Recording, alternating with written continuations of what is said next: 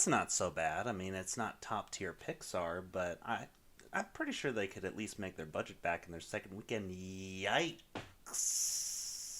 So, yeah, Lightyear is bombing pretty badly, and that's a little scary considering this is Pixar's first theatrical outing since the also financially unsuccessful Onward. Only this time, nobody can blame the pandemic. After all, plenty of animated films since the start have been considered huge successes, so it's understandable that Disney would want to attempt this theater thing another go, especially with Lightyear having a nostalgia factor, something that Disney has been banking on for a while now. Unfortunately, that investment didn't pay off, as the film shot slightly below expectations in its first weekend and dropped a whopping 65% in its second weekend. Now, the film was banned from being released in several markets in the Middle East and Asia, as well as supposedly having a huge uproar, particularly on IMDb, over a kiss between two women, so it's easy to point fingers at that as to why it's not doing so hot at the box office. However, the indication of this scene being in the movie wasn't in the trailers. The markets it was banned from weren't exactly huge markets for the movies anyway, and even if they were, most of the numbers that people are looking at are domestic numbers. Some people have pointed fingers at replacing Tim Allen as the lead, but first of all, the highly successful cartoon spin-off did the same thing with Patrick Warburton, and second, Chris Evans barely had 2 words in the film's teaser, so that wouldn't add up too much either. There are 2 primary reasons why I think Lightyear is bombing so badly, but the main one is that people were simultaneously confused by and disinterested in the idea of the film. Clearly, Disney kept demanding that Pixar keep making films centered around the Toy Story franchise, instead of letting them do what they do best by coming up with their own ideas. And while that didn't entirely come across in the surprisingly prominent Toy Story 4, this idea feels incredibly forced. It's a movie about the fictional astronaut that's supposedly the film that created the Buzz Lightyear toy and was Andy's favorite movie, but then how did the toys that we saw in the Toy Story movies come out of these insane designs, and how did Buzz Lightyear turn out to be the only toy in the Buzz Lightyear aisle in Al's Toy Barn when Sox would clearly sell more toys, and how come nobody attempted to create toys out of the rest of the team, and how did this mess sci-fi movie turn out to be Andy's favorite movie, and confusion! If there's one emotion you never want to get out of your audience, it's confusion. To draw in audiences, you need a more accessible idea that audiences can understand,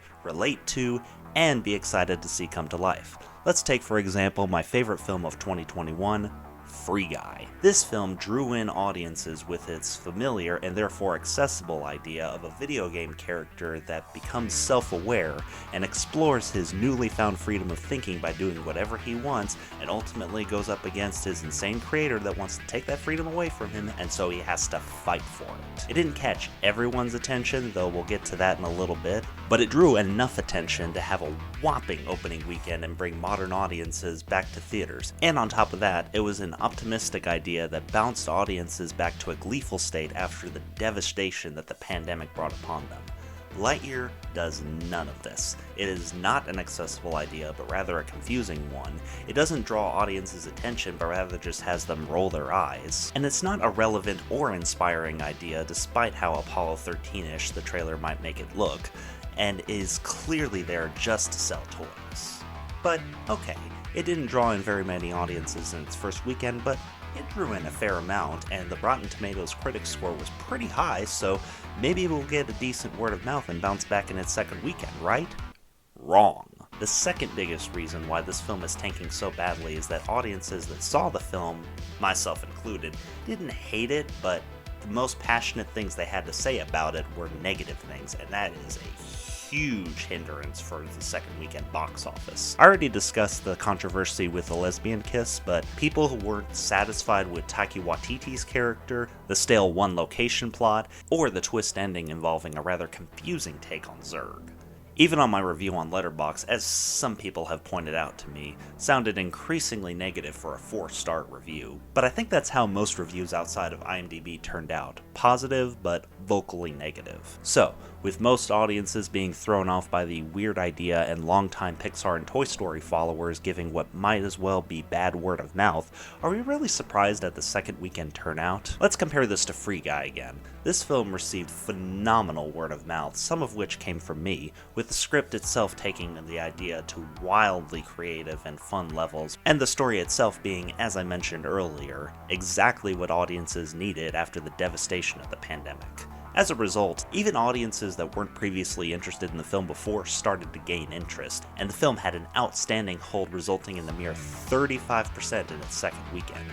Lightyear is already going up against people thrown off by the idea, but then the meh to bad word of mouth didn't draw any new audiences in, and nobody that went to see the first film was terribly interested in going back either. I can honestly say it is much easier convincing people to see Free Guy than it would be to try and convince people to see Lightyear. Hey, you should go see Free Guy. It's funny, exciting, and inspiring. Easily one of the best films I've seen in a long time. Wow, that sounds awesome. I should check that out. Hey, how was Lightyear? Good, I guess. Okay, cool. But who knows? Maybe it'll run into that miracle box office shoot-up that nobody's ever heard of in its third weekend. I mean, it's not like it's going up against the juggernaut of animated franchise in our modern times. Yikes! Good luck on Disney+.